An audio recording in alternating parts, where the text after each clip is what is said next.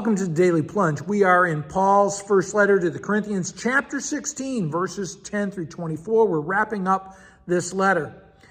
And the focus here for Paul is upon the ministry of the gospel in the local churches.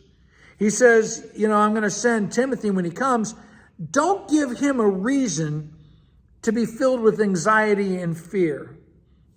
Rather, he should be able to do his ministry with boldness, with confidence in the gospel and what God is doing. And it begs the question is, do we treat the Lord's workers with honor? That's what Paul is getting at. He doesn't quite address it specifically that way, but it is clear between the lines. That's what he's asking. Treat Timothy with honor. Treat him with respect. He shouldn't have fear coming to do the ministry. And he is working for the Lord just like I am. Yes, I worked amongst you and God has done great things in your church. Now Timothy is coming and it's going to be his job to lead you. Honor him as the next pastor. And that's a challenge for a lot of churches. We get so fixated on one pastor, we have a hard time giving space for the next pastor to come along and lead us in their own unique way. And so, again, do we hold our pastors in esteem? Do we recognize the sacrifices that they make for the sake of the gospel? Sacrifices that they gladly make because they love Christ and they love his church.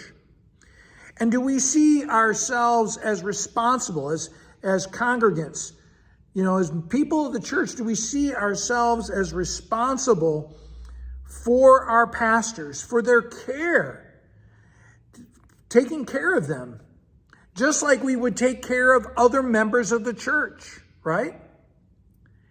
And we shouldn't even have to say it. Paul shouldn't even have to say, don't treat them with contempt. It should be natural because they're servants of Jesus Christ, preaching the crucified and risen one. And so he says, I want you to send him back to me in peace. And he says, what's been going on with you guys? He says, now Apollos, I can barely get him to even think about coming to go work with you guys because this is basically what he's saying, because you guys are such a mess as a church. Apollos doesn't even want to come. He's quite unwilling to go now, but he's going to come when there's an opportunity. Whatever that is going to be, right? Because Apollos does not want to deal with the church in Corinth because they're such a train wreck. And this whole letter is about trying to help this church get focused back on the absolute gospel of the crucified and risen Savior. That's the focus.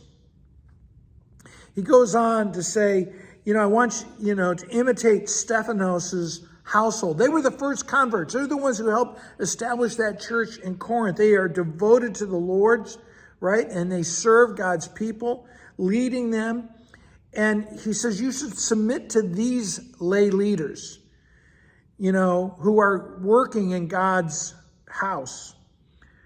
And they have supplied me, Stephanos and his kin have supplied me with what you should have been supplying me with. But they refresh my spirit, and they deserve recognition for their commitment and their devotion to the work of the gospel and to God's people, the church. And it certainly challenges us for how we think about our congregations in this day and age when the gospel is needed as much as ever, and pastors need to be encouraged in their ministry of proclaiming that word. Well, thanks, friends. Have a blessed day.